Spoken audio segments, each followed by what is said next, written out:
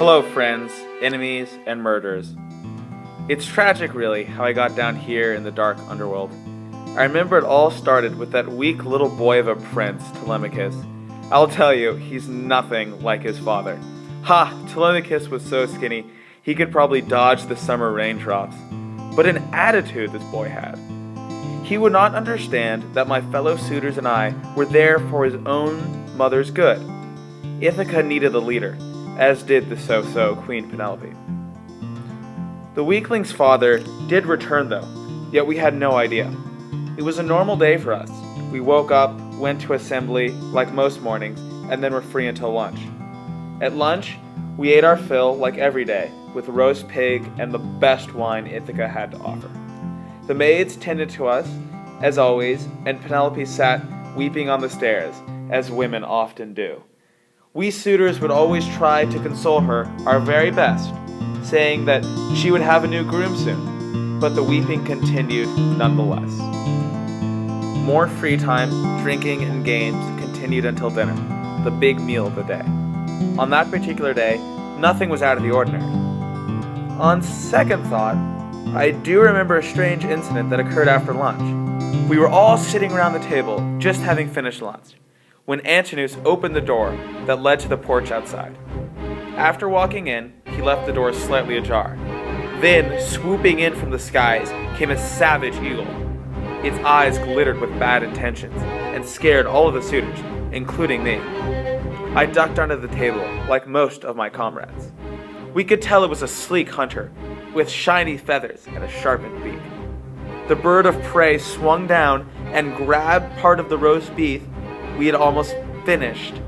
We suitors did not know what this omen meant. The guyful Odysseus had been back for quite some time before he confronted us. Had it not been for us genial suitors, I think it's pretty safe to say Penelope would have taken her life by now. Anyway, the battle between Odysseus and us, the suitors, was a classic battle of wit and power. There were upwards of 60 suitors that day in the palace, and Odysseus was fighting with the mere manpower of himself and 3 other wimps. I hear from some of the prophets down here what happened to Odysseus when he first did enter the squalid hut of Eurymachus, dressed as a beggar. Odysseus later met up with his cowardly son Telemachus, and they bawled for hours, getting ready to plan an unfair coup. Meanwhile, great Queen Penelope finally thought she had a way to find a new king, a test to string Odysseus' bow for the suitors to take. Sadly, I failed. Eventually, a grimy beggar stepped up to the plate to take his shot. Unaware of the man he was, us suitors did not pay much attention, until he succeeded in pulling back the impossibly stiff bow. There was only one mortal man who could do such a thing.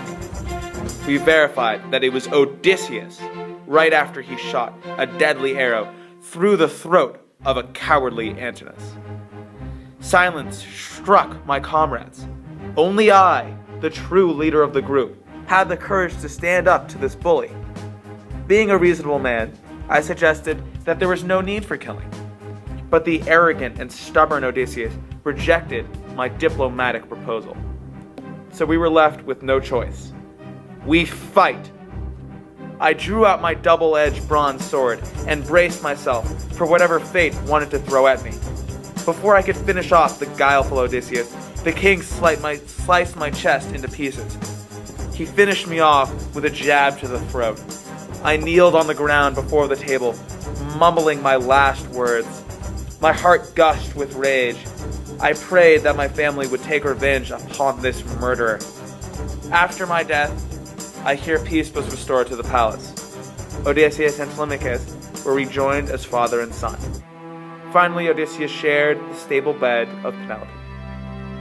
Fate was too strong to fight, like the sword of Odysseus. I'm telling you this so you can learn from my mistakes. Never try to elude fate, and don't take what is not yours.